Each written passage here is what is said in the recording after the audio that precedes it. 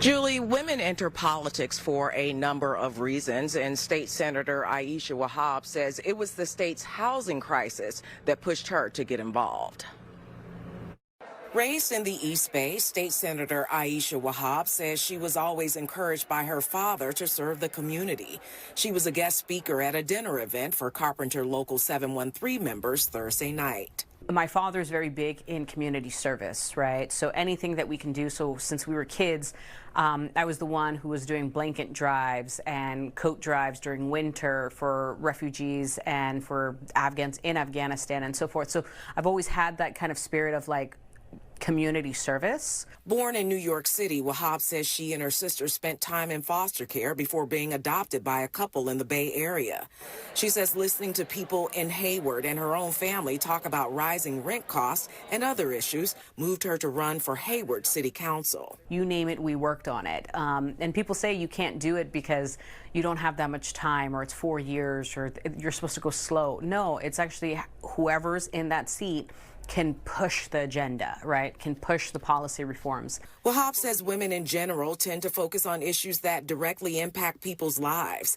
Menlo College political science professor Melissa Michelson also says women now have more support when running for political office. More and more women are being backed up by organizations and groups that say, hey, we want to support you to run. Because one of the things we know is that men nominate themselves, but women tend to have to be recruited and asked. Wahab says she too was recruited to run for a state Senate seat. As March voting primary results are being counted, analysts predict that for the first time in California history, 53% of the Senate may be comprised of women. It's about time. Right?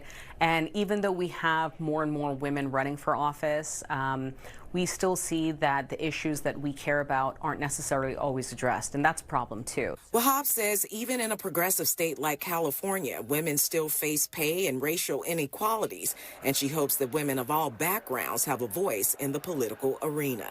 But we, as the most progressive state in the nation, still don't have a female governor. We have better odds this coming round, right? We're going to see far more women run for the governor's spot, but at the same time, we still don't have it. Now, here in the South Bay, the Board of Supervisors in Santa Clara County could also have a 4-to-1 majority female board in November. Wahab says in the meantime, she'll continue advocating for the state's most vulnerable people. Julie? Yeah, paving the way for women. LaMonica Peters reporting live in the South Bay. Thank you.